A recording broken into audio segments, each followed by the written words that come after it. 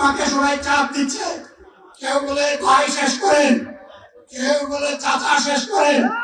আমি তাদেরকে নিশ্চয়তা দিয়ে বলছি, আমার মুখ আমার আল্লাহ নির্ধারিত সময় থেকে 1 সেকেন্ড আগে হবে না। এখন হায়াত যা দিয়েছেন তার 1 সেকেন্ড আগেও আমি যাব না। আল্লাহর কাছে আবার তৌফিক চাই। আপনাদের কাছে যে কষ্ট হয়েছে, আমি তো এখানে শান্তিতে বসাছিলাম, আর চতুর্দিকে শুধু দৃষ্টি পড়াচ্ছিলাম।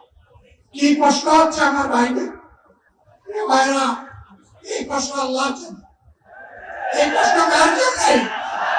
ইনশাআল্লাহ আল্লাহ তাআলা আপনাদেরকে তার উপযুক্ত জাযা দুনিয়ায় দিবেন, আখিরাতে দিবেন। আপনাদের এই টাকার বিনিময়ে নতুন বাংলাদেশ আমরা পেয়ে যাব। আসুন সেই নতুন বাংলাদেশের জন্য একবার স্লোগান দিয়ে শেষ করি, নারায়ে তাকবীর।